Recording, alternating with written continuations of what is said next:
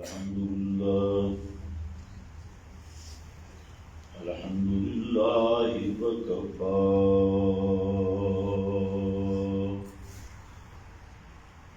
والصلاة والسلام على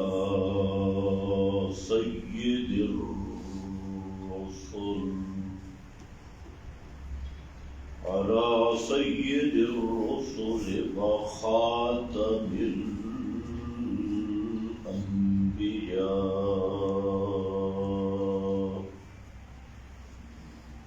أما بعد فأعوذ بالله من الشيطان الرجيم. بسم الله الرحمن الرحيم. إنا كفيناك المستهزئين.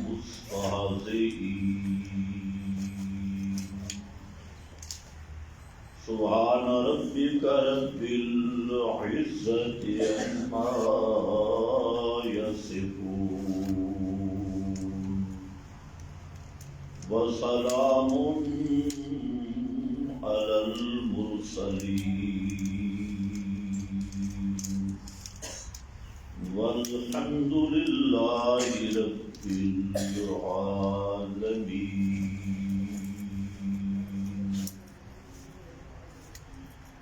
انتہائی قابل قدر بزرگوں اور بھائیوں، گزشتہ بیان میں آپ حضرات کی خدمت میں سورۃ الحجر شریفہ کی آیت نمبر 94 پر گفتگو ہوئی تھی، جس کا حاصل یہ تھا کہ نبی مکرم صلی اللہ علیہ وسلم کو اللہ رب العزت نے یہ حکم دیا کہ میرے پیغمبر مسئلہ توحید کا یہ صاف صاف اور کھول کر بیان فرمائیں۔ اس مسئلہ میں کسی قسم کی نرمی، کسی قسم کا کتمان، کسی قسم کی مداحنت قریب تک نہ آئے، اور یہ مضمون قرآن کریم کا متعدد مقامات پر بیان ہوا، جس کو بعض مقامات میں نے پچھلا خطبہ میں عرض کر دیے تھے۔ اب یہاں پر ایک نمونہ اور ضابطہ ذکر کیا کہ جب آپ صاف صاف مسئلہ بیان کریں گے تو مشرکین کو اور باطل پرستوں کو تکلیف ہوگی، کیونکہ یہ مسئلہ ایسا ہے کابورا علی المشرکین، یہ سب سے بھاری مسئلہ ہے۔ اس کو ہضم کرنا یہ کوئی آسان کام نہیں۔ اس مسئلہ کے مقابلہ میں دو قسم کے لوگ ہوں گے، ایک وہ جن کا عقیدہ شرکیہ ہے، مشرک ہیں، تو وہ تو ظاہر بات ہے اس مسئلہ کا مقابلہ کریں گے، اور دوسرے وہ لوگ جنہوں نے اس مسئلہ کو سمجھا نہیں اور بغیر سوچے سمجھے کے دعویٰ کر دیا توحید کا اور اس مسئلہ ماننے کا، لیکن ان کے دل میں ایمان نہیں۔ توحید کا مسئلہ، ایمان کا مسئلہ ان کے دل میں نہیں اترا۔ سنی سنائی بات ہے، میرا ابا جی یوں کہتا تھا، میرا فلانا بزرگ یوں کہتا تھا، تو یہ وہ لوگ ہوں گے جن کو قرآن کریم نے منافقین سے تعبیر کیا۔ منافق وہ توحید کا اقرار کرتا ہے، توحید و سنت کا اقرار کرتا ہے، لیکن اس کے دل میں توحید و سنت پر ایمان نہیں ہوتا، فہم نہیں ہوتا اور ایمان بھی نہیں ہوتا۔ بظاہر منافق کی ڈیل ڈول، اس کی چرب زبانی، اس کا انداز بڑے ہی متاثر کن ہوگا، لیکن اس کا دل شرک کی نجاست اور توحید کی نعمت سے معلوم ہوگا۔ آج کل کے دور میں ایک یہ بھی مصیبت ہے کہ اگر وہ آیات ہم پڑھیں جس میں شرک کی تردید ہو تو لوگ کہتے ہیں دیکھو جی اس نے ہمیں ٹارگٹ کیا ہے، ہمیں نشانہ بنایا، ہم پر یہ ایتیں فٹ کی ہے، چسپاں کی۔ اور اگر یہود و نصارہ کے علماء کے کرتوت بیان کیے جائیں تو فوراً ایک جواب آتا ہے جی یہودیوں والی ایتیں ہم پر فٹ کیے۔ یہ تو علماء یہود کے لیے آیات تھی، ہم تو بالکل فارغ ہیں، ہمارے بارے میں کچھ نہیں۔ اور اگر نفاق کی علامات ذکر کی جائیں تو لوگ کہتے ہیں جی ہمیں ٹارگٹ کیا، حالانکہ جو کتاب و سنت کا فہم رکھنے والے وہ اس بات کو جانتے ہیں کہ قرآن کریم یہ قیامت تک کے لیے لوگوں کے لیے ہدایت کا سامان ہے، ہدایت کا ماخذ ہے۔ اب کوئی جاہل یہ کہنا شروع کر دے کہ جو آیات منافقین کی علامتیں بیان کر رہی ہیں یہ تو اس دور کے ساتھ خاص ہے، جو یہود و نصارہ کے کرتوت بیان کر رہی ہیں یہ اس دور کے ساتھ خاص ہے، اور جو یا ایھا الذین آمنوا قرآن میں آیا ہے یہ صحابہ کے ساتھ خاص ہے۔ تو پھر تو قرآن ایک محدود زمانے کی کتاب بن جائے گا، حالانکہ کتاب اللہ کی ہدایت ھدی للناس، ھدی للناس۔ اور اصول تفسیر میں ہر مدرسہ میں ایک کتاب پڑھائی جاتی ہے جس کا نام ہے الفوز الکبیر، حضرت شاہ ولی اللہ محدث دہلوی رحمت اللہ علیہ کی۔ تو اس نے بہترین انداز میں گفتگو کی، اور حضرت شاہ سے فرماتے ہیں کہ جب وہ آیات پڑھو جس میں علماء یہود کے کرتوت تو اپنے ارد گرد ذرا نظر دوڑاؤ، اسی طرح کے یہودی اور ان کا انموذج آپ کو اس امت میں اس وقت بھی ملے گا۔ اسی طرح فرمایا جو نصارہ کے رد میں قرآن نے بیان کیا تو خانقاہوں کا نظام دیکھ لو، اور اسی طرح کے نظام اب بھی موجود ہے۔ اور اسی طرح نفاق شرک پر جن آیات میں رد ہوا، یہ ایک بہت بڑا دھوکہ لگ جاتا ہے، یہ تو جی وہ بتوں کے پجاریوں کے لیے، ابو جال کے لیے ساری ایتیں۔ فرمایا جب ان آیات کو پڑھو تو قبر پرستوں کے حال کے دیکھو، جو قبروں کی پوجا کرنے والے ہیں ان کے حالات کو دیکھو۔ تو الغرض یہ تو ایک اصولی بات تھی، علمی بات تھی کہ قرآن کریم کسی خاص زمانے کی کتاب نہیں، کسی خاص مکان والوں کی ہدایت کا سامان نہیں، یہ ہر زمانے ہر جگہ قیامت تک آنے والے لوگوں کے لیے ہدی للناس ہے، سب لوگوں کے لیے ہدایت ہے۔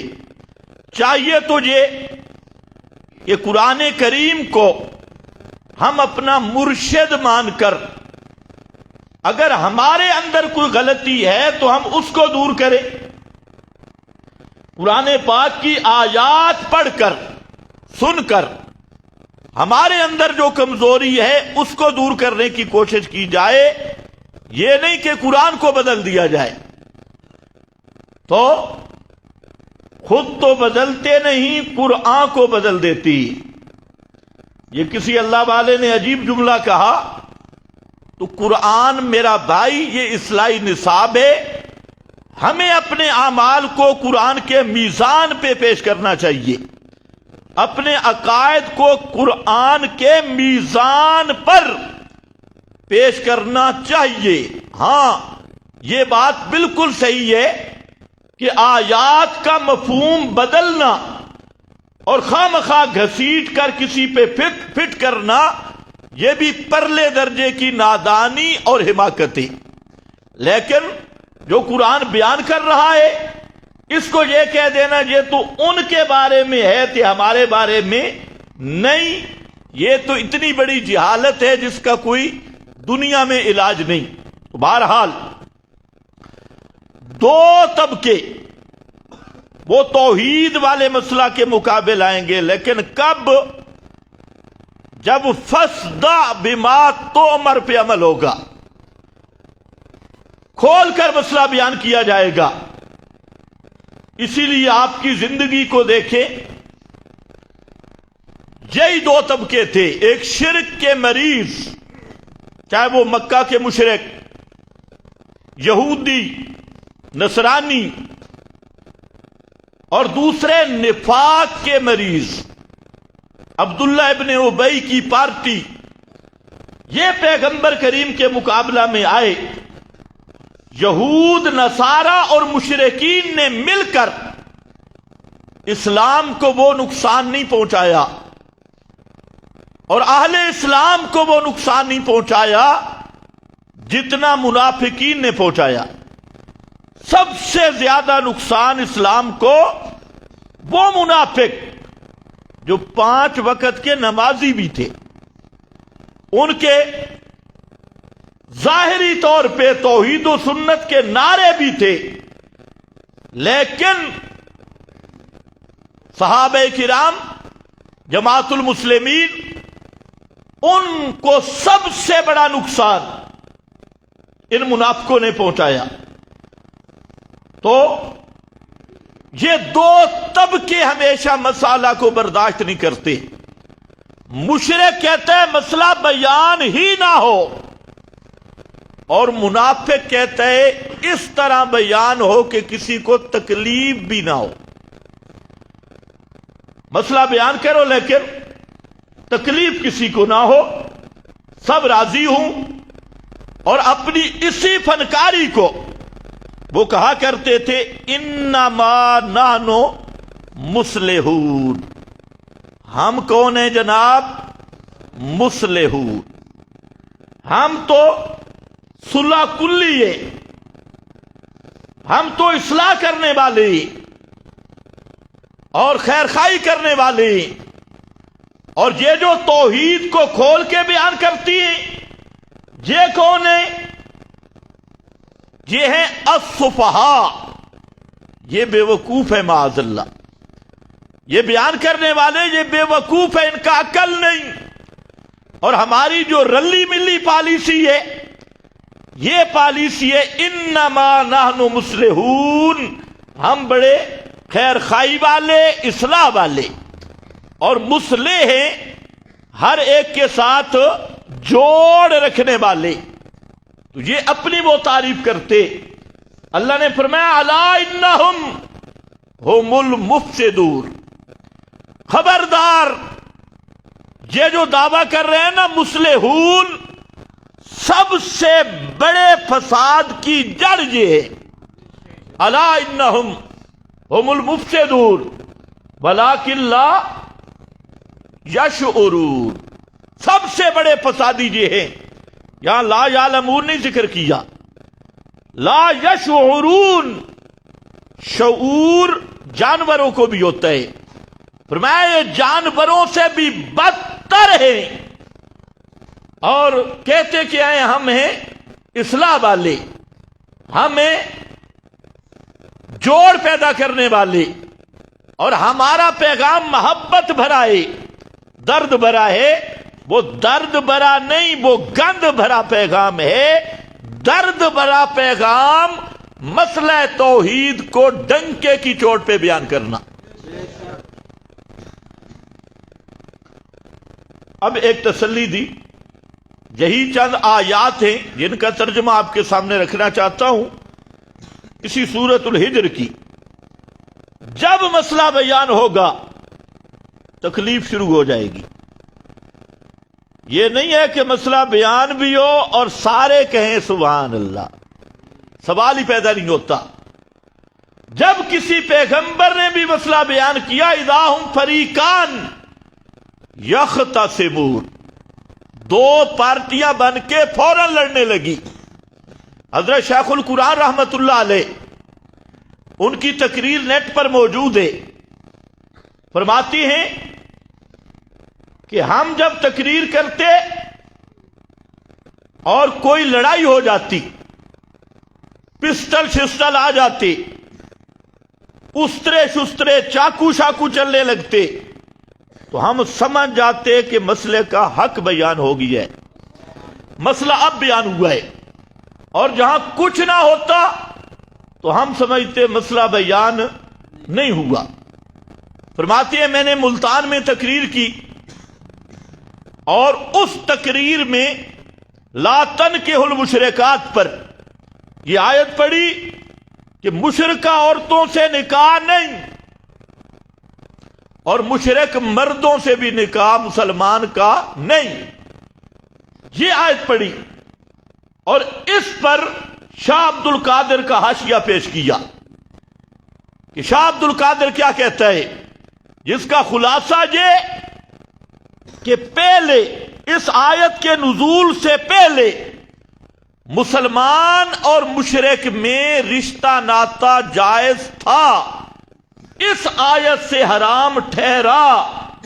اور شرک یہ، ہاں مرد یا عورت میں سے کسی نے شرک کیا تو نکاح ٹوٹ گیا. یہ شاہ عبد القادر کے حاشیے کا خلاصہ ہے، نکاح ٹوٹ گیا. اور شرک کیا ہے؟ فرمایا شرک یہ ہے کہ اللہ کی صفت کسی غیر بے مانی. مثلا کسی پیر فقیر کے بارے میں نظریہ رکھے کہ یہ بھی سب کچھ جانتا ہے اور میرے نفع نقصان کا مالک ہے، اس طرح کا عقیدہ رکھا تو وہ مشرک ہو گیا اور نکاح ٹوٹ گیا. فرمایا یہ حاشیہ پورا میں نے پڑھا، لڑائی ہو گئی، بڑے چاقو شاقو چلے، وہاں پر لوگ لڑنے لگ گئے. تو صبح کے وقت حضرت شیخ فرماتے ہیں میں گیا امیر شریعت سید عطا اللہ شاہ بخاری رحمت اللہ علیہ کے پاس. تو وہاں ان کا ایک خادم تھا، اس کا نام تھا نور محمد. تو اس نے جب مجھے دیکھا تو کہتے ہیں آئے ہی پنڈی والا مولوی. کہتے ہیں شاہ جی یہ جو پنڈی والا مولوی ہے نا، رات اس نے سارے نکاح توڑ دیے. اور وہاں پر وہ لیٹنے لگ گیا. تو کہتے اپنی ملتانی بولی میں سریکی میں کہتے اے جڑا مولوی بیٹھا نا اس راتی نکاح توڑ دیتے نہیں, کئیاں دے خدا دی قسم نکاح ٹوٹ گئے نے. تو امیر شریعت رحمت اللہ علیہ نے پوچھا ہاں جی کیا ہوا؟ تو حضرت شیخ کہتے ہیں میں نے کہا بڑی لڑائی ہوئی, چاقو چلے اور خوب لڑائی ہوئی. تو شاہ صاحب ہنس پڑے. شاہ عبد القادر کا حاشیہ سنایا تھا؟ تو فرمایا میں نے شاہ عبد القادر کا حاشیہ سنایا ہے اور بڑی لڑائی ہوئی. تو شاہ صاحب فرمانے لگے کہ میں حیران تھا کہ آپ 3 دفعہ یہاں تین تقریریں کر چکے ہیں اور شاہ عبد القادر کا حاشیہ آپ نے نہیں پڑھا. تو رات آپ نے پڑھ دیا. تو وہ جو نور محمد تھا ان کا خادم کہتے ہیں شاہ جی رات میں نے تقریر سنی اور سیدھا رات آدھی رات کے بعد گھر آیا, میری گھر والی سوئی ہوئی تھی. میں نے کہا اٹھ آج انہوں نے نکاح ٹوٹ گئے نہیں, اٹھ تیرا عقیدہ کیا ہے پہلے یہ بتا. تو اس نے کہا خدا کا خوف کر, میں سو رہی ہوں اور تو کون سی باتیں کر رہا ہے, عقیدہ کیا؟ اس نے کہا نہیں پہلے 10 تیرا عقیدہ کی. میرا عقیدہ سید عطا اللہ شاہ والا, اور تیرا عقیدہ کیا ہے؟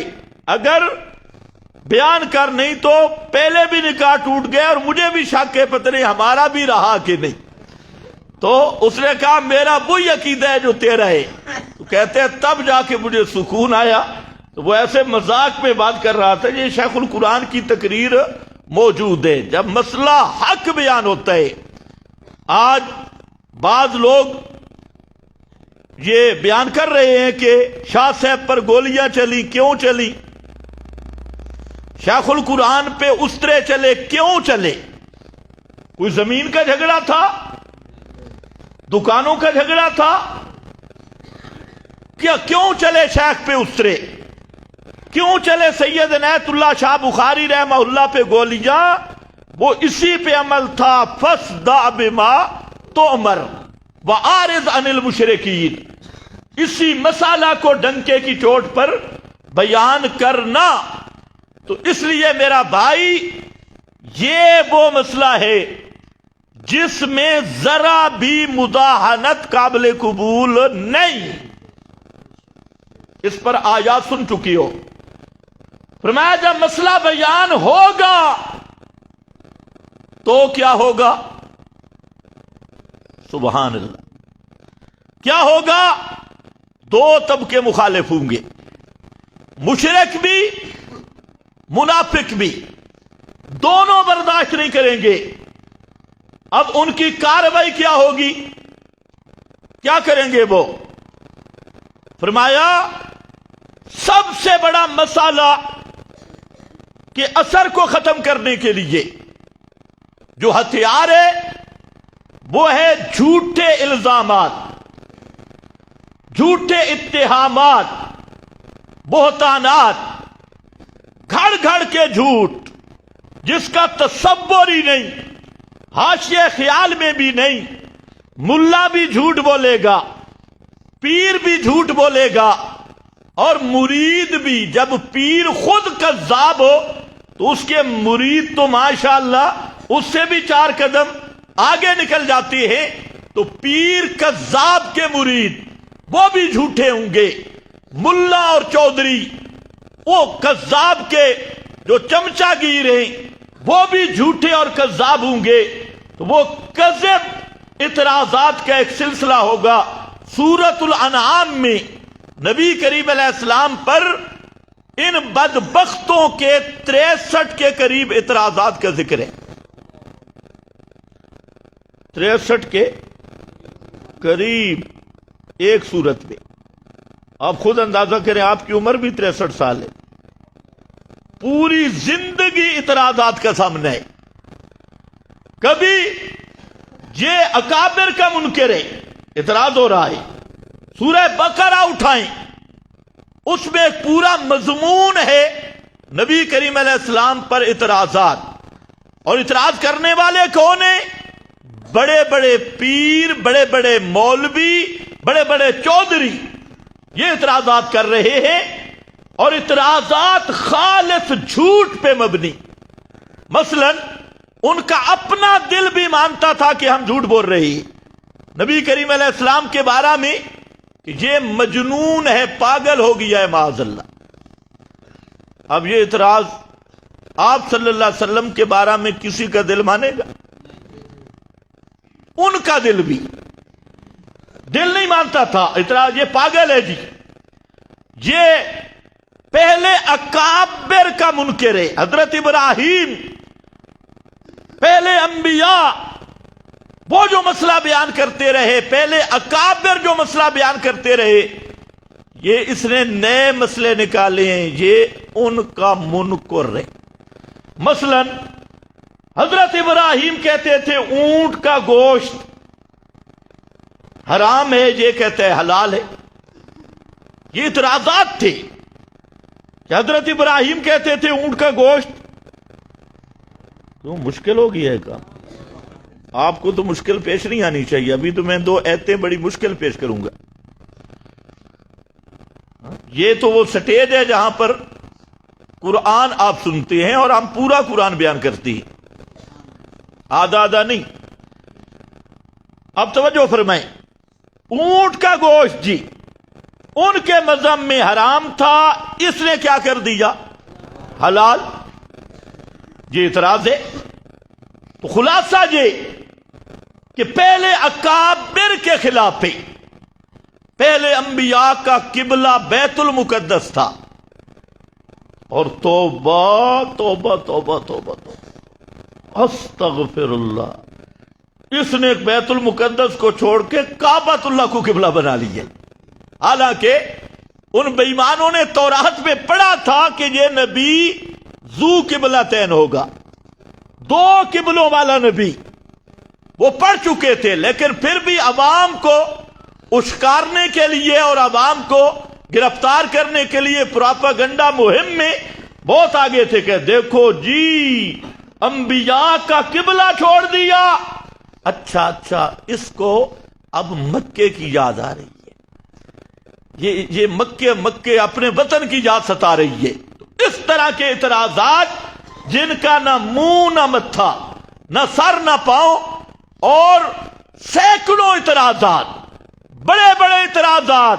اور دیکھو جی کہتے ہیں میں نبی ہوں اور اپنے منہ بولے بیٹے کی بیوی سے نکاح کر لیا ہے. توجہ ہے نا، حضرت زید کی بیوی سے متبنہ منہ بولا بیٹے کی بیوی سے نکاح کر لیا.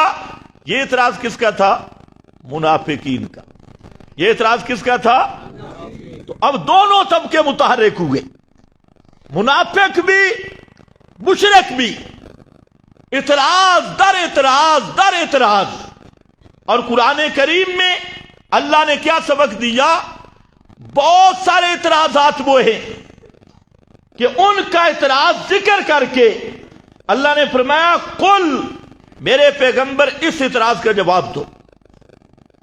جواب اللہ نے دیا ہے پیغمبر کی زبان سے. اور بہت سارے ایسے اعتراضات تھے کہ ان کا ذکر کیا، جواب نہیں دیا، جواب کی ضرورت ہی نہیں تھی. اس سے ہمیں ایک سبق ملا کہ جو بھی داعی توحید ہوگا اس پر اعتراضات کا ایک سلسلہ جاری ہوگا، اور پوری زندگی اعتراض کرنے والے اعتراض کرتے رہیں گے. اس لیے اعتراضات سے مرعوب ہونے کی ضرورت، اس پہ خوش ہونا چاہیے.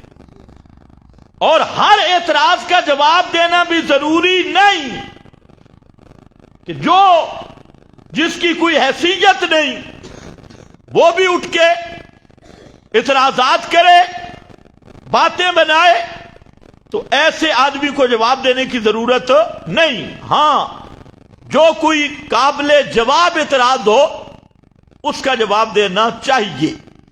تو یہاں پر دوسرا ہتھ گنڈا یہ تھا جو جہاں استعمال کیا مسئلہ حق اور مسئلہ توحید کو دبانے کے لیے، آج بھی یہ اس وقت بھی تھا، وہ ہے استہزاء. کیا لفظ ہے؟ استہزاء.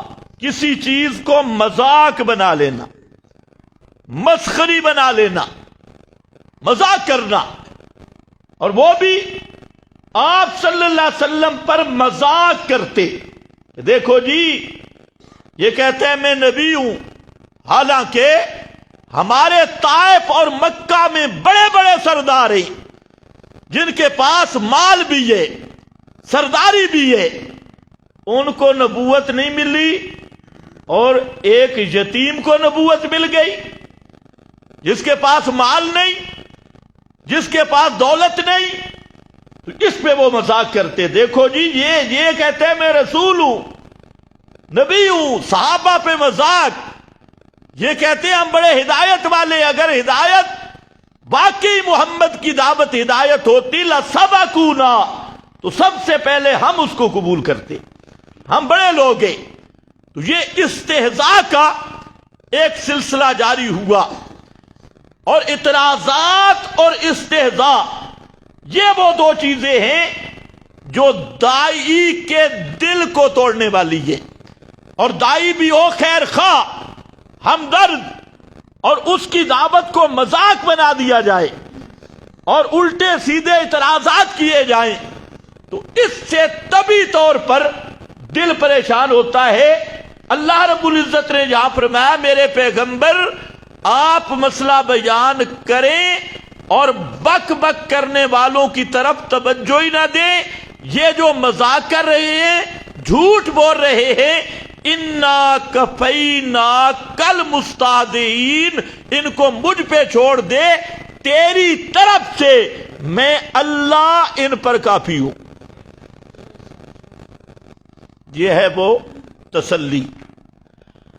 اور جی ہر داعی حق کے لیے تسلی ہے کہ مسئلہ حق بیان کرنے والا اس پہ ساری دنیا اعتراضات کرے، مذاق کرے.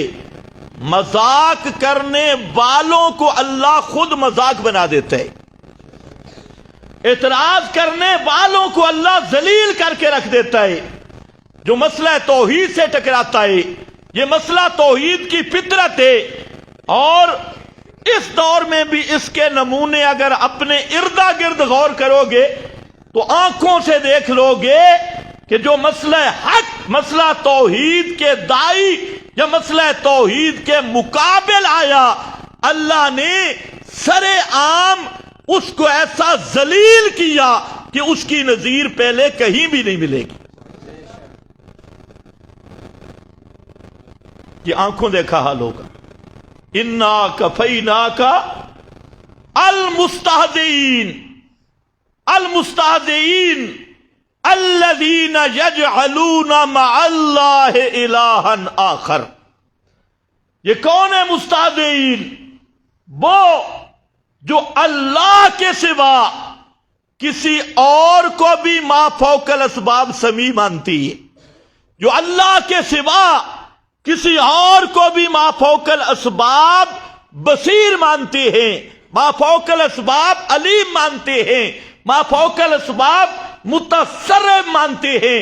اللہ کے سوا کسی اور کو بھی دعا پکار سننے والا مانتے ہیں، حاجت روا مشکل کشا مانتے ہیں. مع اللہ، اللہ بھی تے اے بھی، اللہ کے ساتھ دوسروں کو الہ مانتے ہیں. یہ وہ المستہزئین، یہ ہے مستہزئین، مذاق کرنے والے. اسی کو قرآن مقدس نے اور مقام پہ کھولا، یہ سورۃ الفرقان، کہ اس میں جو مذاق کرنے والے ہیں وہ ان کی حالت کو ذکر کیا. سورۃ الفرقان میں وہ کیا کہتے تھے؟ فرمایا وَإِذَا رَأَوْكَ، آیت نمبر 41 42 سورۃ الفرقان، پارہ نمبر 19. گھروں میں جا کے ترجمہ بھی دیکھا کرو. وَإِذَا رَأَوْكَ إِن يَتَّخِذُونَكَ إِلَّا هُزُوًا، میرے پیغمبر جب یہ آپ کو دیکھتے ہیں تو آپ کو حُزُوًا مَحْزُوًا مذاق کرتے ہیں آپ سے، اور آپ پر مسخریاں کرتے ہیں، مذاق کرتے ہیں. اَهَذَا الَّذِي بَعَثَ اللَّهُ رَسُولًا، اچھا یہ ہے جس کو اللہ نے رسالت دی ہے، یہ احاذہ، اس میں تحقیر ہے، تذلیل عربی قواعد کے مطابق احاذہ. اچھا یہ ہے، دیکھو جی ان کو دیکھو، ان کو اللہ نے رسالت دی. احاذ الذی بعث اللہ رسولا ان کاد لَيُضِلُّنَا عَنْ آلِهَتِنَا لَوْلَا أَنْ صَبَرْنَا عَلَيْهَا. قریب تھا کہ یہ ہمیں اپنے حضرات سے ہٹا دیتا، اپنے آلیہ سے دور کر دیتا. اس نے اتنا مسئلہ توحید بیان کیا کہ قریب تھا کہ ہمیں اپنے درباروں سے دور کر دیتا، الہوں سے دور کر دیتا، اگر ہم ان پر جم کے نہ بیٹھتے اور پکے نہ ہوتے. تو اصل مذاق کی وجہ یہی تھی، مسئلہ الہ اور مسئلہ توحید، اور اس پر مذاق کرتے. اچھا اس کو اللہ نے رسول بنایا، لیکن مشرک کا عقل نہیں ہوتا، اس کو اعتراض کرنے کا طریقہ بھی نہیں آتا. اب اسی جملے کو دیکھو، ایک طرف کہتی ہیں احاذ الذی، یہ ہے وہ جس کو اللہ نے رسالت دی، اور آگے فوراً آپ کے کمال کا اقرار کرتی ہے. پہلے کمالات کی نفی، پھر فوراً آپ کی دعوت کے کمال کا کہ یہ تو ہمیں الہوں سے ہٹا دینے کے قریب تھا، اگر ہم صبر نہ کرتے. تو یہ تو کمال نبوت ہے، کمال دعوت ہے. اعتراض کرنا چاہتے ہیں، ساتھ تعریف بھی منہ سے نکل جاتی ہے. اس لیے محمد کا ایک معنی یہ بھی ہے، وہ ہستی کہ جس کی تعریف بلا اختیار کی گئی، اختیار نہ ہو اور جس کے تعریف منہ سے نکلے. اب یہ کرنا اعتراض چاہتے ہیں احاذ الذی، یہ ہے وہ جس کو اللہ نے رسالت دی، لیکن ضمناً آپ کا کمال بھی بیان کر دیا. یہ ہوتا ہے مشرک کا دماغ، اعتراض کے ساتھ کمال، کہ انہوں نے ایسی دعوت دی کہ ہم سارے اپنے مذہب کو چھوڑنے والے تھے. یہ تو الگ بات ہے کہ صبرنا، ہم ڈٹ گئے ضد کی وجہ سے، ورنہ سارے دربار ختم ہو جاتے اور ایک اللہ کی الوہیت والا عقیدہ ہمارے ذہنوں میں بھی آ جاتا. تو یہ ساتھ کمال ذکر کیا. خیر یہ ایک ضابطہ ہے کہ اللہ رب العزت نے یہ ضابطہ داعی حق جو بھی ہوگا اس کے لیے ہر دور میں یہ ضابطہ رکھا کہ اس کے مخالف بھی ہوں گے. آج کل تو لوگ کیا کہتے ہیں، فلاں مولوی بڑا اچھا ہے جی، سارے لوگ اس کی تعریفیں کرتے ہیں. ایسے خطیب ہیں نا، شیعوں کے امام باڑے میں جائیں وہاں پر بھی تعریف، سنیوں کے ہاں آئیں یہاں پر بھی تعریف، کسی دربار پہ چلے جائیں وہاں پر بھی تعریف. اس کو سمجھتے ہیں کہ یہ بڑا اخلاق والا بزرگ ہے، حالانکہ اس سے بڑا بے ایمان بزرگ دنیا میں نہیں ہوگا، سب سے بڑا کتمان کا مریض. اب دیکھو یہ میرے سامنے سورۃ الانعام ہے اور اس کی آیت نمبر 112 ہے اور پارہ نمبر 8 ہے. اس میں اللہ رب العزت نے قانون بیان کیا، فرمایا کذالک جعلنا لکل نبی عدوا. یہ قانون ہے کہ ہم نے ہر پیغمبر کے دشمن بنائے. پیغمبروں کے دشمن ہوتے ہیں نہیں ہوتے جی؟ ہم نے ہر پیغمبر کے کیا بنائے؟ دشمن بنائے، عدوا. اور وہ دشمن کون تھے؟ شیاطین الانس والجن. شیاطین الانس پہلے ذکر کیا، شیطان انسان اور شیطان جن. جن شیطان، انسان شیطان، یہ ہر نبی کے ہم نے دشمن بنائے، دشمن رکھے. اور شیاطین الانس کیا ہے؟ انسانوں کے شیطان. غور سے سنو کہیں سختی نہ ہو جائے. شیاطین الانس، یہ کس کو اللہ نے فرمایا؟ مولویوں کو، پیروں کو. بڑے بڑے مذہبی پیشوا اور لیڈر، رؤوس المشرکین، رؤوس الیہود، رؤوس النصارہ، بڑے بڑے مولوی، بڑے بڑے پیر جو مسئلہ حق کے مقابلے آئے، قرآن انہیں کہتے ہیں شیاطین الانس، یہ بھی کتر شیطان ہیں، انسانی صورت میں، صورت انسان کی، اور اندر شیطان ہے، مولوی شیطان اور پیر شیطان، چودھری شیطان، سردار شیطان، حکمران شیطان، سمجھے؟ کون حکمران؟ عمران خان، نواز شریف، زرداری، شیاطین الانس والجن، حکمران شیطان، ملا شیطان، پیر شیطان۔ ذرا اونچے بولو نا، ایمان تب پکا ہوگا۔ یہ جو پیر کا لفظ ہے یہ بروزن پیڑ ہے، پیڑ، اور اس لفظ نے لوگوں کو گمراہ کیا۔ بڑے صغیر کے لوگوں پیر، اے جی کون ہے؟ اے پیر ہے۔ اچھا پیر ہے تو پیر کے لیے کوئی کسی قسم کی کوئی شرائط نہیں ہے، پکا بے نمازی ہو، پیر ہے، داڑھی کا رگڑا نکال دے، نو نو نو نو نو نو، پیر ہے۔ توبہ توبہ توبہ، اس میں کوئی راز ہوگا، راز، جو مرضی کرتا رہے، راز ہے۔ تو اس لفظ پیر نے پیڑ کی اور اکثر لوگوں کے ایمان کو ضائع کر دیا۔ شیاطین الانس، انسانی شیطان، انسانی روپ میں جن، ان کو ہم نے دشمن بنایا، کس کا؟ لکل نبی جن، ہر نبی کا دشمن۔ اور وہ کیا کرتے ہیں شیاطین؟ یوحی بعضهم الی بعض، یوحی بعضهم الی بعض، بعض کی طرف یہ باتیں ڈالتے ہیں، باتیں پہنچاتے ہیں، کیا؟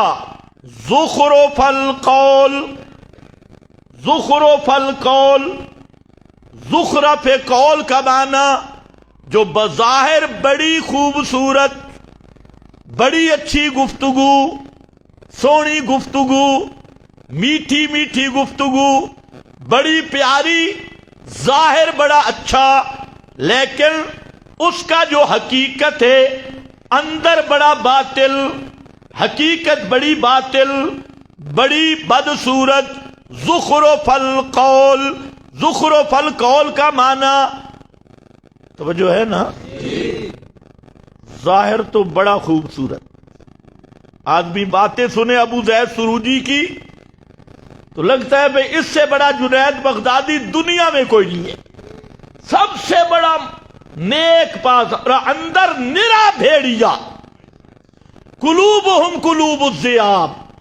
حدیث میں آتا ہے کہ ایسا ٹولہ اور طبقہ آئے گا، السنتہم احلی من السکر، جن کی زبانیں گڑ سے زیادہ میٹھی ہوں گی، میٹھی زبانیں، اور وقلوبہم قلوب الذئاب، اور ان کے دل بھیڑیوں سے زیادہ خطرناک ہوں گے، اتنا بھیڑیا خطرناک نہیں۔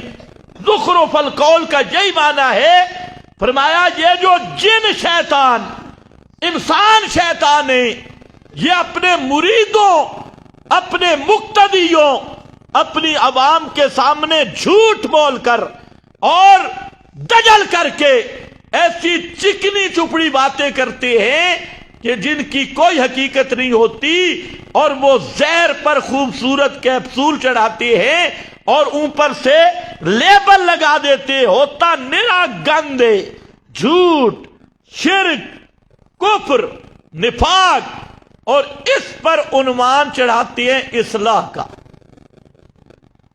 کس کا؟ اب دیکھ لو، شرک جو ہے، شرک اس کو مکہ والے جو مشرک تھے وہ تو اتفاقی مشرک ہے نا، یا ابو جہل کے بارے میں بھی کوئی تعویل ہے؟ وہ تو اتفاقی مشرک تھے۔ مکہ والے مشرک اس لفظ کو اچھا سمجھتے تھے، توبہ، سوال نہیں پیدا ہوتا۔ ابو جہل جب طواف کرتا، مسلم شریف میں حدیث ہے، وہ کہتا اللہم لا شریک لک، اللہ تیرا کوئی شریک نہیں، اللہم لبیک لا شریک لک۔ یہ مکہ والے طواف جو کرتے تھے یہ کہتی ہے اللہ تیرا شریک نہیں، الا شریکن ہوبا تملکہ وما ملک۔ ہاں ہاں، یہ جن کو ہم پوجتے ہیں ان کو تو نے طاقتیں دے رکھی ہے، یہ تو پہنچے ہوئے بزرگ ہیں، تیرا کوئی مستقل شریک نہیں، یہی کہتے تھے۔ اور وہ کہتے تھے ما نعبدہم الا لیقربونا الی اللہ زلفی، ہم انہیں اللہ نہیں مانتے، اللہ کے برابر نہیں مانتے، ہم تو انہیں صرف وسیلہ مانتے، ہماری پہنچانے والی۔ تو شرک کا لفظ اس کو تو مکہ کے مشرک بھی اچھا نہیں سمجھتے تھے، بات لمبی ہو جائے گی۔ وہ اپنے آپ کو حنفا کہتے تھے، حنفا۔ اللہ نے انہیں کہا المشرکین، اس سے بڑے جلتے تھے۔ لیکن اب آؤ زخرف القول، کیا ہے؟ شرک کا نام عشق رکھ دیا ہے، وہی شرک، اور نام کیا رکھ دیا؟ عشق۔ اب جب عشق کا لیبل شرک پہ لگ گیا تو کلمہ پڑھنے والے بھی اس کا شکار ہو گئے۔ ہم تو محبت کر رہے ہیں، ہم تو عشق کر رہے ہیں۔ اسی طرح انہوں نے کیا کہا، اور آج جو غیر اللہ کی پکار تھی، قرآن مقدس نے صریح اس کو شرک قرار دیا، لیکن انہوں نے کیا کہا؟ یہ ہمارا وسیلہ ہے، استشفاء ہؤلاء شفاؤنا عند اللہ۔ اب جو بدعت کا لفظ ہے، پوری دنیا کا بدعتی، اس کو اگر آپ کہہ دینا اوے بدعتی تو آپ کے گلے پڑ جائے گا۔ آپ کہیں گے تو بدعت کر رہا ہے تو اس کا پارا تیز ہو جائے گا۔ لیکن جب بدعت کے اوپر معمول اہل سنت کا بورڈ لگ گیا، معمول مشائخ کا بورڈ لگ گیا، اور بدعت کے ساتھ حسنہ کی چپر لگ گئی، اب بدعت بھی کر رہا ہے اور عبادت بھی سمجھ رہا ہے۔ یہ ہے زخرف القول۔ اور اگر آپ کو کوئی کہے کہ شیطان کی عبادت حرام ہے، شرک ہے، ابلیس کی عبادت، بولو ٹائم کم ہے، شرک ہے، تو کوئی ابلیس کے عنوان پہ شیطان کی عبادت کرے گا؟ دجال کی بیعت کرنا، کیا کہتے ہو؟ کسی مسلمان کا یہ ذہن تسلیم کر لیتا ہے، ٹھیک ہے، لیکن جب دجالی بیعت کو جمہوریت کا نام دے دیا گیا، طاغوت اور دجال کی پوجا کو اوپر لیبل کیا لگایا؟ جمہوریت۔ اور جمہوریت سے پہلے ایک لفظ بڑھا دیا گیا، اسلامی جمہوریت، اسلامی جمہوریت۔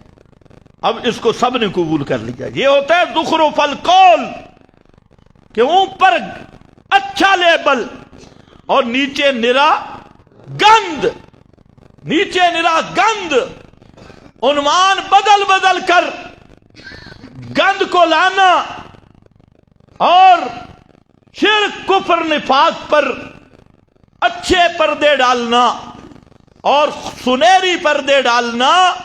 تو اس کی مثال وہ بدصورت عورت ہے جو میک اپ کر کے آئے، میک اپ اترا تھے کم پورا۔ یہ سارا شیطان میک اپ کراتا ہے ہر گناہ کو، ہر شیطنت کو۔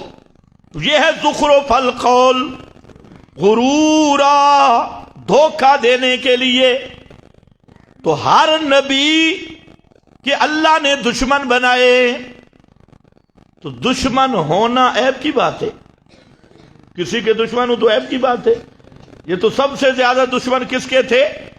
انبیاء کے۔ اچھا، وہ دشمنی کیسے کرتے تھے؟ انبیاء کے خلاف وہی پراپاگنڈا مہم اور وہی ان کے کرتوت انبیاء کرام پر الزامات، اور یہ ہر دور میں ہوگا۔ جس طرح انبیاء کے شیاطین الانس والجن دشمن بنے، اسی طرح ورثۃ الانبیاء اور داعیان حق کے بھی کوئی ملا شیطان، کوئی پیر شیطان، کوئی جن شیطان، یہ اسی طرح دشمنی کرے گا اور اسی طرح دشمن بنے گا۔ یہ ایک اللہ رب العزت نے ضابطہ بیان کیا اور پیغمبر کریم کو تسلی دی کہ میرے پیغمبر دشمنوں سے مت گھبراؤ۔ یہ مسئلہ توحید ہے ہی ایسا کہ اس کو بیان کرنا دشمن بنانے کے مترادف ہے۔ اودیا بھی، سجن تھوڑے تھے دشمن زیادہ۔ اب سورۃ الحج کی بھی ایک آیت سن لو، آیت نمبر 52 ہے۔ اس میں اللہ رب العزت نے فرمایا وما ارسلنا من قبلک من رسول ولا نبی الا اذا تمنا القى الشیطان فی امنیتہ۔ اب ذرا بات سننی ہے، جہاں بعض حضرات نے ایک روایت لکھ ماری ہے اور بغیر درایت کے روایت پرستی یہ گمراہی کا گیٹ ہے۔ اب وہ روایت کیا آئی کہ نبی کریم صلی اللہ علیہ وسلم سورۃ النجم پڑھ رہے تھے، اور جب آپ نے آیت پڑھی تو معاذ اللہ، نعوذ باللہ، شیطان آپ کی زبان پہ بول گیا اور کہا تلک الغرانیق العلیٰ ان شفاعتہن لترتجی، کہ یہ جو لات منات عزا بزرگ ہیں یہ بڑی اونچی شان والے بزرگ ہیں اور ان کی شفاعت اللہ کے ہاں قبول ہوتی ہے۔ بس یہ کہنے والے کہتے ہیں شیطان نے بات کی تو مشرکین سارے دوڑ کے آگے، انہوں نے کہا جی ہماری تمہاری صلح ہے، ہم بھی استشفاء والے ہیں اور آپ نے استشفاء کا عقیدہ مان لیا، لہذا ہماری تمہاری صلح ہے۔ حتیٰ کہ جھوٹ بولنے والوں نے یہاں تک بولا کہ جو مسلمان حبشہ میں بیٹھے تھے وہ بھی واپس آ گئے، جی مشرکین کے ساتھ صلح ہو گئی۔ یہ بات سمجھ رہے ہو؟ یہ خیال رکھنا ہے، یہ جھوٹ ہے۔ یہاں پر سب محققین نے لکھا کہ پیغمبر کا دل اور دماغ شیطان کے تسلط سے معصوم اور پاک ہوتا ہے۔ دل بھی، دماغ بھی اور زبان بھی، اور وحی کے معاملہ میں تو اللہ کا پہرا ہوتا ہے پیغمبر پر۔ احکام نبوت کے معاملہ میں شیطان کی مداخلت ہو نہیں سکتی، اور اللہ اپنے نبی کو شیطان کے تسلط سے محفوظ رکھتا ہے۔ کسی نبی کا ذہن، دل، اعضاء پر شیطان کا غلبہ نہیں ہو سکتا، شیطان کا تسلط نہیں ہو سکتا۔ اس لیے یہ روایت قطعاً جھوٹی اور مکذوبہ ہے، اس کی کوئی حقیقت نہیں ہے۔ تکلیف تو پھر ہوگی لیکن ہماری مجبوری ہے، یہ سری جھوٹ ہے۔ اب آیت کا معنی کیا ہے؟ فرمایا جب بھی، خلاصہ ذکر کر رہا ہوں، جب بھی کوئی نبی یا رسول تمنا مسئلہ بیان کرتا ہے، واہ مولانا حسین علی رحمت اللہ علیہ، یہ معنی ان کا ہے، مسئلہ بیان کرتا ہے تو القى الشیطان فی امنیتہ، سننے والوں کے دلوں میں شیطان وساوس ڈالتا ہے۔ پیغمبر مسئلہ بیان کرتا ہے، رسول مسئلہ بیان کرتا ہے، اور جو سامعین ہوتے ہیں ان کے دلوں میں شیطان وسوسے ڈالتا ہے، اور شیطان فوراً کہتا ہے یہ بزرگوں کا منکر ہے، یہ گستاخ ہے، یہ بے ادب ہے، توبہ توبہ، اکابرین کے خلاف ہے۔ وہ سارے شیطان مل کے وسوسے ڈالتا ہے، لیکن کہاں ڈالتا ہے؟ سامعین کے دلوں میں۔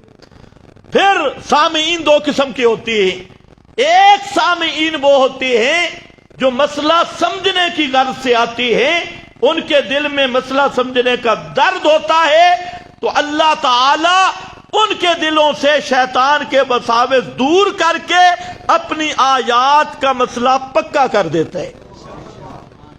اور ایک وہ ہوتی ہیں جنہوں نے بات سمجھنی کوئی نہیں۔ حضرت قاضی شمس الدین صاحب رحمت اللہ علیہ وہ ایک لطیفہ سنایا کرتے تھے، فرماتے تھے کہ ملتان کے چند وہ نٹ تھے، نٹ کہتے ہیں کنجروں وغیرہ کو، یہ ناچنے والے ڈوم یہ تھے، تو انہوں نے کسی عورت کو پکڑ لیا، عورت پر زیورات تھے، تو انہوں نے عورت کو اونٹ پہ بٹھایا۔ اب عورت بیچاری شور کرے کہ مجھے پکڑ گئے، مجھے لے گئے، مجھے لوٹ رہے ہیں، لوگوں میری مدد کرو، اور وہ 5-6 آگے ڈانس کریں اونٹ کے اور 5-6 پیچھے، اور نعرہ لگائیں چل لو بڑھیے چل، چل لو بڑھیے چل، یہ نعرہ لگائیں۔ اب لوگ سمجھے کہ یہ سب تماشا کر رہے ہیں، کوئی ایک آدمی بھی ان کے قریب نہیں آیا۔ تو بعض تو وہ ہوتی ہیں کہ جو جھوٹ پیر بولے گا، آگے وہ ہوں گے مرید بالکل عقل سے فارغ، وہ کہیں گے واہ پیر واہ، واہ مرشد واہ، چاہے مرشد پوری دنیا کا کفر اکٹھا کر کے بول رہا ہو، جتنا بڑا دجل فریب جھوٹ بول رہا ہو، تو یہ واہ واہ والی پارٹی پیچھے ہوتی ہے۔ واہ جی واہ، کیا بات ہے جی، سبحان اللہ۔ یہ الگ بات ہے کہ پیر صاحب پورا دجال بنا ہوا ہے۔ تو بعض ایسے سامعین ہوتے ہیں کہ وہ سمجھنے کی غرض سے نہیں، بلکہ صرف نعرہ بازی تے واہ واہ تے جیبے جیبے تے فلانا، وہ صرف اس کیٹیگری کے لوگ ہوتے ہیں۔ تو فرمایا ایسے بدبختوں پر شیطان کے وساوس پکے کر دیے جاتے ہیں، اور مسئلہ حق سے ان کو محروم کر دیا جاتا ہے۔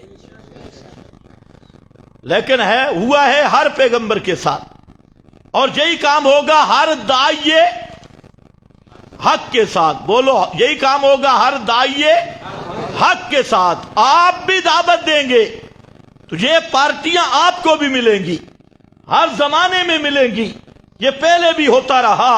تو فرمایا میرا پیغمبر ان سے گھبراؤ نہیں، انا کفیناک المستہزئین، یہ جو مسخریاں کرتے ہیں ان کو ہم کافی ہیں آپ کی طرف سے۔ الذین یجعلون مع اللہ الہا آخر، یہ ان کا جرم ذکر کیا کہ یہ آپ کو مذاق بناتی ہیں اور اب خود اپنی حالت نہیں دیکھتے۔ یہ ظالم کٹر مشرک ہیں، یہ میرے ساتھ اوروں کو الہ بناتی ہیں۔ فسوف یعلمون، اتنی دیر نہیں ہے، سوف یعلمون، ان قریب جان لیں گے۔ وَلَقَدْ نَعْلَمُ أَنَّكَ يَضِيقُ صَدْرُكَ، تسلی۔ فرمایا میرا پیغمبر ان کی باتیں سن کر تیرا سینہ بھی تنگ ہوتا ہوگا، تیرے دل میں بھی غمی آتی ہے، دکھ آتا ہے۔ اور یضیق صدرک، پنجابی معنی تیرا ہاں بھی سوڑا ہوں دے، تجھے بھی تکلیف پہنچتی ہے۔ یضیق صدرک بما یقولون، جو یہ بکواسات کر رہے ہیں، ان کے اعتراضات اور مذاق اور ان کے جھوٹ، ان کے بہتانات، ان کے الزامات پر تیرے سینہ بھی تنگ ہوتا ہے، مجھے خوب پتا ہے۔ وَلَقَدْ نَعْلَمُ، اللہ کی قسم ہم جانتی ہیں، وَلَقَدْ نَعْلَمُ، پکی بات ہے ہم جانتے ہیں تیرا سینہ بھی تنگ ہونے لگتا ہے۔ تو آ تجھے علاج بتاؤں، جب مخالفین، معترضین، مستہزئین، مشرکین، منافقین ان کے پراپیگنڈے بڑھ جائیں تو تو نے کیا کرنا ہے؟ فَسَبِّحْ بِحَمْدِ رَبِّكَ، تو اور زیادہ توحید بیان کر. فَسَبِّحْ بِحَمْدِ رَبِّكَ، تسبیح لا الہ بحمد الا اللہ، تسبیح کر یعنی اللہ کی توحید بیان کرتا رہے. اللہ کی صفات سے غیروں کی نفی کرتا جا. سب کہتا رہے عالم الغیب صرف اللہ ہے اور کوئی نہیں، حاجت روا صرف اللہ ہے اور کوئی نہیں، سمیع بصیر صرف اللہ ہے اور کوئی نہیں. التسبیح التنزیہ عن کل ما لا یلیق بشانہ، تسبیح کہتے ہیں اللہ رب العزت سے ہر اس چیز کی نفی کرنا جو اس کی شان کے لائق نہیں. اور یہ ہے وہی لا الہ، اس کے سوا الہ کوئی نہیں. بحمد ربک الا اللہ وکم من الساجدین، کم من الساجدین یہ وظیفہ بتا دیا. مولوی بھی وظیفہ بتاتی ہے، پیر بھی. فرمایا میرا پیغمبر تیرا وظیفہ ہے مسئلہ توحید بیان اور زیادہ کر، تسبیح و تحمید پہ اور زور لگا. وَقُمْ مِنَ السَّاجِدِينَ، سجدے پہ زور رکھ، نمازوں پہ زور رکھ، سجدے پہ زور رکھ. یہ جو نماز ہے یہ ہر مشکل کا وظیفہ ہے، ہر حاجت کا یہ وظیفہ ہے. قُمْ مِنَ السَّاجِدِينَ وَعَبُدْ رَبَّكَ حَتَّى يَأْتِيَكَ الْيَقِينُ، اور عبادت کرتا رہے ربا کا اپنے رب کی، حتیٰ یہاں تک کہ یأتیک الیقین، آئے تیرے پاس، آئے تجھ کو الیقین الموت، مرتے دم تک اللہ کی عبادت کرتا رہے. وَعْبُدْ رَبَّكَ حَتَّى يَأْتِيَكَ الْيَقِينُ، موت کا دوسرا نام یقین ہے. کیوں؟ اس لیے کہ یہ متیقن الوقوع ہے، موت سے کوئی نہیں بچ سکتا، ہر ایک پہ آئے گی. جو موت کے منکر ہیں بچ وہ بھی نہیں سکتے. دنیا کا کوئی مذہب موت کا منکر نہیں سوا للڑوں کے. ہندو موت کو مانتا ہے، سکھ موت کو مانتا ہے، بدھ مذہب موت کو مانتا ہے، اور دنیا کا کوئی یہودی نصرانی موت والے مسئلے میں کسی کا اختلاف نہیں. اس میں اگر اختلاف کیا ہے تو صرف ماسٹری للڑوں نے، باقی پوری دنیا متفق ہے کہ موت برحق ہے اور ہر ایک پہ موت نے آنا ہے. ایسا ہے نہیں ہے؟ کوئی ہندو موت کا منکر ہے؟ کوئی سکھ، کوئی یہودی، کوئی نصرانی. تو پھر جو موت کا منکر ہے وہ تو ہندوؤں سے بھی بدتر ہے، وہ تو یہود و نصارہ سے بھی. ذرا ایسا بولتے ہو، وقت پورا ہونے والا ہے. اس سے بھی کیا ہے؟ بدتر. ایک مسئلہ سمجھ لو، پھر ایک بات میں آپ کو بتاتا ہوں، پھر ختم. وَعْبُدْ رَبَّكَ، اس میں ایک مسئلہ بیان ہوا. ایک تو یہ کہ پیغمبر محمد مصطفیٰ کے لیے بھی موت برحق ہے اور موت تک عبادت کرتا رہے. موت کے بعد عبادت کوئی نہیں، حتیٰ یأتیک الیقین. عبادت کب تک ہوگی؟ موت کے بعد عبادت نہیں. ختم. ایک مولوی صاحب کہہ رہے تھے جی ایک عبادت ہوتی ہے تکلیفی، ایک عبادت ہوتی ہے تلذذی. تکلیفی نہیں ہوتی، تلذذی ہوتی ہے. میں نے کہا بہت اچھا. پہلا جواب تو یہ ہے کہ تلذذی عبادت پیغمبر کی سب سے بڑی عبادت کیا تھی؟ دعوت. تو تلذذی دعوت ہے. پھر آپ کا سب سے بڑی ذوق والی عبادت وہ تھی القتال فی سبیل اللہ، جہاد. موت کے بعد جہاد والی تلذذی عبادت، بولو بولو ختم، آپ دیر کر رہے ہیں. موت کے بعد آپ جہاد کر رہے ہیں تلذذاً، تکلیفاً نہ صحیح، تلذذاً. دعوت بھی نہیں. پھر آپ کی سب سے پیاری عبادت تھی بیان قرآن، بلغ ما انزل الیک من ربک. تو موت کے بعد آپ قرآن بیان کر رہے ہیں، ذرا تلذذاً صحیح، تکلیفاً نہیں. اچھا، دوسری بات یہ ہے کہ اس ملا کو یہ بھی نہیں پتا کہ تکلیفی عبادت کیوں موت پہ ختم ہو گئی. اس لیے کہ لا یکلف اللہ نفسا الا وسعها. عبادت تب ہے کہ وجود میں طاقت ہو. اور الموت عجز خالص، موت وہ عجز خالص ہے کہ جس پہ بھی موت آ جائے تو بدن حرکت کر سکتا نہ، بدن میں ادراک دنیاوی، نہ بدن میں حرکت ہے، نہ اٹھنا ہے نہ بیٹھنا ہے. تو اس لیے وَاعْبُدْ رَبَّكَ حَتَّى يَأْتِيَكَ الْيَقِينُ، وہ ہے اس لیے عبادت موت تک کہ موت کے بعد یہ جسم نہ قیام کر سکتا ہے، نہ قعود کر سکتا ہے، نہ زبان ہل سکتی ہے، نہ ہاتھ کھڑا ہوا ہاتھ اپنی جگہ پہ برقرار رہ سکتا ہے. اسی لیے جب آپ صلی اللہ علیہ وسلم پہ موت آئی، مالت یدہ، جو ہاتھ اوپر اٹھا ہوا تھا چھت کی طرف، تو وہ ڈھلک کے نیچے آ گیا. اور ایک اور مسئلہ بھی آیا، یہ بڑا اہم مسئلہ ہے، یہ شاید پہلے آپ نے نہ سنا ہو. ایک طبقہ ہے جو کہتا ہے کہ یہاں الیقین سے مراد ہے معرفت،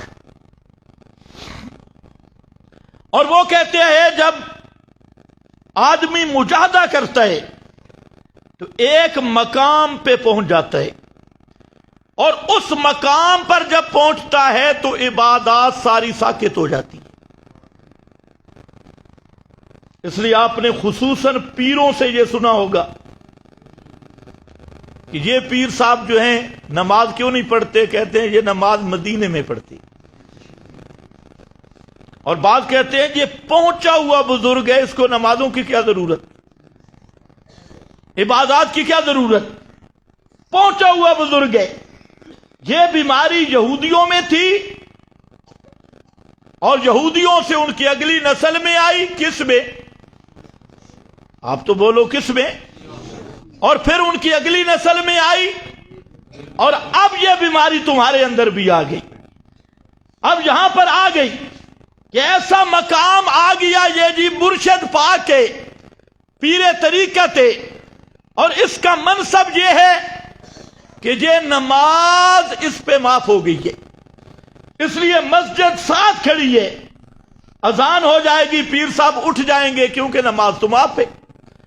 نماز تو مریدوں کے لیے، پیر کے لیے نہیں ہے.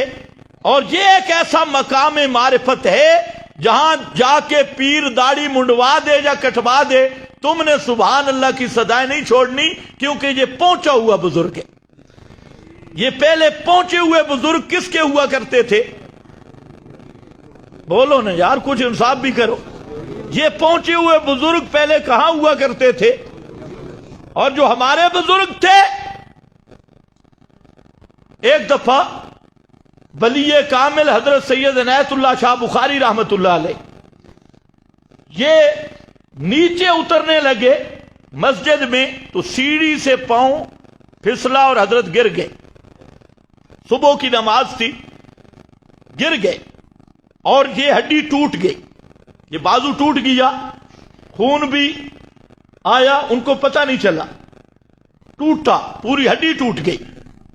لیکن آپ اپنے بیٹھ کر گھسٹ کر پہلی صف میں شامل ہو گئے، گھسٹ کر پیچھے نہیں رہے. بعد میں جب دیکھا یہ پوری ہڈی ٹوٹی ہوئی تھی اور پورا بازو ٹوٹا ہوا تھا، لیکن اس ٹوٹے ہوئے بازو کے باوجود نماز نہیں چھوڑی، گھسٹ کے پہنچ گئے. اور آج ماشاءاللہ ہم اگر عرض کریں گے تو شکایت ہوگی، اس لیے ہم عرض کرنے کے میں کہتا ہوں یہ مقام، یہ وہ لوگ کہا کرتے تھے جی ہمارا پیر پہنچ گیا، اب جو بھی کرے نہ پردہ نہ جناب نماز روزہ حج زکات، اب پیر صاحب کے صرف بکواسات اور ارشادات گرامی، باقی سب کچھ گیا. تو یہ ایک باطل کا نظریہ ہے، خیال رکھو. اللہ نے اپنے پیغمبر کو بتایا، میرے پیغمبر وَعَبُدْ رَبَّكَ حَتَّى يَأْتِيَكَ الْيَقِينُ، موت تک اپنے رب کی عبادت پہ قائم رہے، عبادت کرتا رہے جب تک تجھے موت نہیں آتی. ہاں موت آ گئی تو اب عبادت، کیونکہ اب بدن میں اٹھنے بیٹھنے کی صلاحیت نہیں ہے، تو موت تک کوئی ایسا مقام نہیں کہ پیر پہنچ جائے اور معرفت حاصل ہو جائے، اس پہ نمازیں معاف، روزے معاف، داڑھی معاف، سچ بولنا معاف. پیر اتنا جھوٹ بولے اور مرید کہے کوئی راز کی بات ہے، پیر اتنا دجل کرے اور مرید کہے کوئی راز کی بات ہے. یہ راز یہی ہے کہ اس پہ خدا کی لعنت آئی، اور یہ پیر اور یہ مولوی اور یہ بڑا یہ گمراہ ہو چکا ہے اور جہنم کے راستے پہ چلا گیا. اللہ نے اپنے نبی کو حکم دیا، میرے پیغمبر موت تک عبادت کرتے رہو، موت تک عبادت کرتے رہو. اچھا، موت جب آ جائے، آپ نے بھی تو میت دیکھے ہوں گے، نیک میت بھی برے میت بھی. حقیقت میں تو اچھا کون برا کون یہ تو تب پتہ چلے گا جب میزان پہ عمل تلیں گے. یہ تو ایک ظاہری بات ہے. مردہ جو ہوتا ہے وہ جب روح نکلتی ہے تو وہ مردہ اپنی آنکھیں بند کر لیتا ہے. سوچ لو، جنہوں نے مردے دیکھے ہیں وہ بتائیں. اچھا، اپنا منہ، پیغمبر کریم صلی اللہ علیہ وسلم ایک صحابی کی میت پہ آئے، دیکھا اس کی آنکھیں یوں کھلی تھی میت کی. آپ نے اپنے ہاتھوں سے آنکھیں بند کی اور فرمایا اذا خرج الروح تابعہ البصر، جب روح نکلتی ہے تو بصر اور دید ساتھ لے جاتی ہے. روح کے ساتھ بصارت بھی گئی. بصارت سمجھتے ہو؟ بصر یہ جو بینائی ہے یہ بھی روح ساتھ لے جاتی ہے. میت میں بصارت ہی نہیں ہے اور سماعت باقی ہے. ساری قوتیں گئی. اب جب قوتیں چلی گئی، نہ سماعت رہی نہ بصارت رہی. اب بتائیں ٹھنڈے دل سے، اب جو کہتا ہے کہ سنتا بھی ہے دیکھتا بھی ہے، تو یہ تحت الاسباب مان رہا ہے یا فوق الاسباب؟ تو ما فوق الاسباب ماننے والا مسلمان ہے یا مشرک ہے؟ اونچے بولو. اب دیکھیں، 1 منٹ آپ کا لوں گا، زیادہ نہیں، تھوڑا سا توجہ کر لو. یہ ہمارا جرم ہے، ہم نے یہ بیان کیا. اور بعض وہ لوگ جو اکابر کے نام پر روٹی بنائے پھرتی ہے، اپنا نام نمود، صرف خود تو وہ کسی کھاتے کے نہیں، اور کہتے کیا ہے، ہمارے بڑے یوں تھے، بڑے یوں تھے، جیسے پہلے لوگ کہا کرتے تھے. اور جب مسئلہ آتا ہے تو فوراً لوگوں کو دھوکہ دیتی ہیں، دیکھو جی ہمارے اکابر کا مسئلہ اور تھا، ان کا مسئلہ اور ہے. بے عین ہی جیسے اہل بدعت کہا کرتے تھے. آج ایک ٹولہ تم میں بھی پیدا ہو گیا کہ وہ کہتے ہمارے مشائخ، ہمارے اکابر، ان کا مسئلہ اور تھا، اب مسئلہ اور ہے. اور بعض لوگ بددیانتی سے ایک مقننہ کا فیصلہ بھی پیش کر رہی ہے مختلف جگہ پہ کہ جی جو مردوں کے سننے کا قائل ہو وہ مسلمان ہے. اسے جو کافر کہ اس کا ہماری جماعت سے کوئی تعلق نہیں ہے، وہ مسلمان نہیں. تو آپ کو صرف چونکہ وقت ختم ہو گیا ایک حوالہ میں دے دیتا ہوں، اور جو انصاف والے لوگ ہیں وہ خود دیکھ لیں گے کہ اکابر کا مشن کون بیان کرتا ہے، اور اکابر کے نام پہ روٹیاں ٹکڑے اور اپنی دکانداری کون چمکاتا ہے. یہ میرے پاس نغمہ توحید ہے، نغمہ توحید، اور یہ گجرات مرکز سے شائع ہوتا ہے یہ رسالہ. اور اس میں حوالہ پیش کر رہا ہوں ولی کامل ابن تیمیہ وقت جنید زماں حضرت سید عنایت اللہ شاہ صاحب بخاری رحمت اللہ علیہ. پچھلے چند دنوں میں آپ نے بڑا میڈیا پہ سنا ہوگا کہ کئی بروپیے یہ کہہ رہے ہیں جی ہم سید عنایت اللہ شاہ صاحب کو ماننے والے ہیں، ہم ان کے وارث ہیں، ان پر گولیاں چلی، ان پر یہ ہوا، ان پر یہ ہوا. یہ تو اب میں کہتا ہوں کہ وہ ذرا توجہ کر لیں، یہ صفحہ 13 ہے اور ماہنامہ نغمہ توحید 1995، اس میں حضرت سید عنایت اللہ شاہ بخاری رحمت اللہ تعالی علیہ سے یہی سوال ہوا کہ آپ کے بعد فیصلوں میں یہ تحریر ہے کہ جو مردوں کے سننے کے قائل ہیں تو ان کو کافر نہ کہا جائے. یہ سوال سائل نے سوال کیا. حضرت شاہ سے فرماتی ہیں علل اعلان اقرار کرتا ہوں. کیا لفظ ہے؟ علل اعلان اقرار کرتا ہوں کہ اشاعت التوحید و سنہ پاکستان کے بعض ارکان سے کچھ غلط فیصلے ہوئے، کچھ غلط فیصلے ہوئے. ان ارکان میں بھی شامل ہوں. اسے کہتے ہیں سچائی، کہ اگر غلطی ہو جائے تو علل اعلان اقرار کرنا. یہ علماء کی شان ہے، اولیاء کی شان ہے. اب کتنی صفائی کے ساتھ کہہ رہے ہیں ان میں بھی شامل تھا. بحمد اللہ تعالی، اللہ تعالی نے مجھے توفیق بخشی، میں نے مذکورۃ الصدر متقدمین سلف صالحین کی اتباع میں اپنی غلطی سے حق کی طرف رجوع کر لیا ہے. مجھ سے غلطی ہوئی، میں نے حق کی طرف رجوع کر لیا ہے. اور رجوع الی الحق میں کوئی غرض فاسد یا دنیاوی عزت میری راہ میں حائل نہیں ہو سکی. اور وہ رجوع کیا ہے؟ یہ میرے پاس ہے صفحہ نمبر 16، جو اس کو لگا سکتا ہے وہ لگائے. اس میں صاف عبارت موجود ہے. فرماتے ہیں سماع موتا کا عقیدہ قرآن کریم کے خلاف اور صریح شرک ہے. سماع موتا کا عقیدہ قرآن کریم کے خلاف اور سارے بولو اور صریح شرک، صریح شرک ہے. آگے فرماتی ہیں اور سماع موتا مردوں کے سننے کا عقیدہ. اب دیکھو ہم تو پھر بھی نرمی کرتے ہیں، عادتن کی قید لگاتی.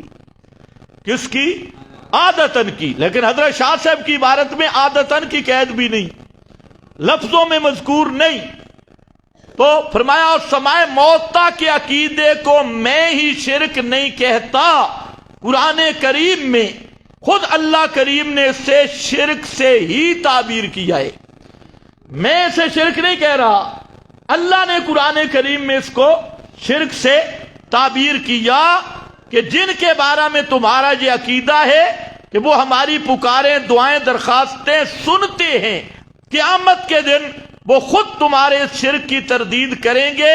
ان تدعوہم لا یسمعوا دعاءکم ولو سمعوا ما استجابوا لکم ویوم القیامت یکفرون بشرککم.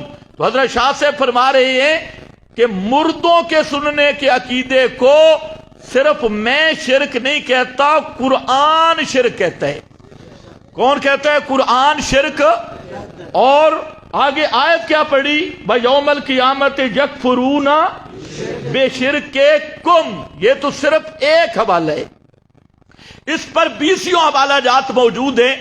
اب جو ہمارے بھائی سوشل میڈیا پر جھوٹ بول رہے ہیں، اور ہر جگہ پہ فساد پھیلا رہے ہیں، ان سے میری مؤدبانہ گزارش ہے کہ خوف خدا کریں۔ اور ان حضرات سے بھی کہتا ہوں، اگر تم میں انصاف اور عدل کی رتی ہو تو اعلان کرو کہ ہم سید عنایت اللہ شاہ صاحب بخاری رحمت اللہ علیہ کے اس فیصلے کو مانتی ہیں، اور ہم یہی اس پر دستخط کرو۔ اور اگر صرف بددیانتی ہے، لوگوں کو ٹھگنا ہے اور پیری مریدی کی دکانیں چلانی ہیں، تو انشاءاللہ قیامت دور نہیں، قیامت کا دن ہوگا، اس وقت تم پچھتاؤ گے۔ یہ فراڈ تو دنیا میں چل سکتی ہیں، قیامت تو نام ہے یوم تبلی السرائر، ساری حقیقتیں کھل جانے کا۔ تو اللہ کے اس بڑے دن سے ڈرو اور یہ بدماشی ختم کر دو۔ یہ شاہ صاحب بڑے شاہ جی کی بات ہے، اور تم کہتے ہو ہم نے تو اپنے باپ کا مذہب نہیں چھوڑا، تو یہ کیا ہے؟ یہ تمہارے باپ کا مذہب ہے، اس کو ذرا بیان کرو۔ کرنا چاہیے یا نہیں کرنا چاہیے؟ اور اگر نہیں کر سکتے تو تمہیں احساس ہونا چاہیے کہ آئندہ سید عنایت اللہ شاہ صاحب کا نام استعمال کرنا چھوڑ دو۔ یہ سید عنایت اللہ شاہ صاحب کی تحقیق ہے، اور صاف فرماتے ہیں سماع موتا کا عقیدہ سری شرک ہے، اور میں نہیں شرک کہہ رہا۔ کون شرک کہہ رہا ہے؟ قرآن شرک کہہ رہا ہے۔ اب جو قرآن کا انکار کرے گا، ہم اگر عرض کریں گے تو شکایت ہوگی۔ اپنے گریبان میں جھانکو، سوچو۔ یہ تو ایک حوالہ ہے، اس پر 20 حوالے میں دکھا سکتا ہوں، اور یہ نغمہ توحید ہے۔ یہ نغمہ توحید ہے، یہ میری لکھی ہوئی کتاب نہیں کہ کل تم کہہ دو خود رسالہ لکھا ہے۔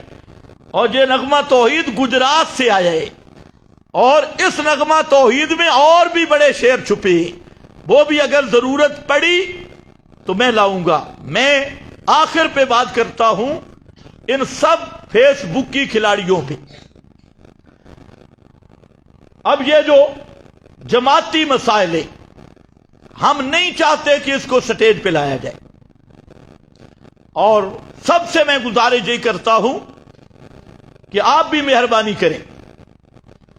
ہم نے طے کیا ہے کہ جماعتی چیزیں سٹیج پہ نہیں لائی جائیں، نہ لائی جائیں، لیکن میں عجیب حیرت ہوتی ہے ان لوگوں پر کہ ایک طرف اب نیا کارڈ استعمال ہو رہا ہے سلو، اور دوسری طرف اپنے کئی اباء الکلاب کو لگایا ہوا ہے فیس بک پر، جو سری جھوٹ، بہتانات، الزامات، دن رات بکواس بازی کر رہے ہیں۔ تو یہ دوغلی پالیسی چھوڑ دو۔ اسی دوہرے معیار نے تمہیں خراب کیا، اور تم نے خود اپنی ذلت آنکھوں سے دیکھی۔ ہم کچھ بھی نہیں کہتے۔ اگر تم میں انصاف ہو تو 9 جنوری کو جو تم پہ اللہ کا عذاب آیا، وہ عذاب تم نے اپنی آنکھوں سے دیکھ لیا، اور تمہارے منصوبوں کو اللہ نے اس طرح تباہ کر دیا جیسے قوم عاد، قوم صالح، ان کے منصوبوں کو اللہ نے تباہ و برباد کیا۔ میری گزارش یہ ہے کہ اب یہ فیس بک یا سوشل میڈیا، اس کا استعمال چھوڑ دو، اور جو ذمہ دار حضرات ہیں وہ اپنے مجلس میں بیٹھ جائیں، ہمیں بلا لیں۔ پہلے بھی میں نے کہا آپ آ جائیں تو کسی جگہ پہ بیٹھ کے ان کو طے کر لیں، یہ اچھا ہوگا، ورنہ سوشل میڈیا کی بات تمہیں بہت مہنگی پڑے گی۔ ہم تو انتہائی نرمی سے چل رہے ہیں، اور ہم یہ چاہتے ہیں کہ انتشار ختم ہو اور اضطراب ختم ہو، اور ان سے بھی یہی گزارش کرتی ہیں کہ اپنا میدان سوشل میڈیا مت بنائیں، اور سوشل میڈیا کی پوسٹوں میں ایسے ایسے جھوٹ کے شیطان بھی شرما جائے، اور ایسے ایسے الزامات کہ خود بھی انہیں اگر وہ تنہائی میں بیٹھے تو احساس آتا ہوگا۔ تو پھر میں یہی گزارش کروں گا، اور خصوصاً تینوں بزرگوں سے، جو بڑے 3 بزرگ ہیں، ان سے گزارش کروں گا کہ تم نے یہ جو ٹیم تیار کی ہے نا، اس ٹیم کو بہتر یہی ہے کہ ان کو سمجھا لو۔ اس میں تمہاری بھی عزت ہے، جماعت کی بھی عزت ہے۔ جو اہل بدعت کو خوش نہ کرو، اہل شرک کو خوش نہ کرو، توحید و سنت کا کام کرو، اور یہی ہمارا مشن ہے۔ اور جہاں آپس کا مسئلہ ہو تو الحمدللہ اگر کسی ذمہ دار آدمی، ایک تو وہ چوہے ہیں جن کو نہ کوئی گھر پہچانتا ہے نہ بار، تو وہ شہرت حاصل کرنا چاہتے ہیں، ان سے ہماری بات ہی کوئی نہیں ہے۔ جو ذمہ داران جماعت ہیں، میں بحیثیت مقننہ کا صدر ہونے کے یہ گزارش کروں گا کہ آپ کو کوئی شکوہ شکایت مسائل میں کوئی بھی ہو تو آپ تینوں بزرگ ہمارے ساتھ بیٹھیں، ہم پورے احترام کا لحاظ رکھیں گے اور افہام و تفہیم ہو جائے۔ مناظرہ کا لفظ بھی صحیح نہیں، اپنوں کے ساتھ افہام و تفہیم ہونا چاہیے۔ افہام و تفہیم ہو جائے، اگر تمہیں سمجھ نہیں آتی میں سمجھا دیتا ہوں، اگر میں غلطی پہ ہوں تو تم سمجھا دو، میں سمجھنے کے لیے تیار ہوں۔ تو یہ آپس میں پیار محبت سے، احترام سے، چاہے یہ تینوں بزرگ پنڈی والے بزرگوں، گجرات سرگودا، یہ تینوں کو میں دعوت فکر دے رہا ہوں۔ اب انہوں نے کیا کیا کہ اپنے پالتو رکھے ہوئے ہیں، فیس بک پر کوئی جھوٹ بول رہا ہے، کوئی جھوٹ بول رہا ہے، تو میں بہرحال تینوں بزرگوں کو گزارش کرتا ہوں، اگر آپ یہاں تشریف لانا چاہیں تو میں آپ کا میزبان بنوں گا، اچھی میزبانی کروں گا۔ اگر آپ مجھے ان 3 مراکز میں سے کسی میں بھی بلا لیں، جب بھی بلائیں تو میں آنے کے لیے تیار ہوں، اور اگر کوئی تیسری جگہ پہ بیٹھنا ہے تب بھی میں تیار ہوں، تاکہ آپس میں بیٹھ کے افہام و تفہیم ہو جائے۔ اور جو طریقہ تم نے اختیار کیا، چند آدمیوں کو چند ٹکے دے کر خریدا اور وہاں پر بکواس بازی شروع کروائی، تو اس میں مشن کی بھی توہین ہے، جماعت کی بھی توہین ہے، علماء کی بھی توہین ہے۔ تو یہ توہین والا رویہ چھوڑ دو اور سیدھے طریقے سے افہام و تفہیم کا راستہ اختیار کرو۔ اللہ مجھے بھی آپ کو بھی توحید و سنت پر استقامت نصیب فرمائے۔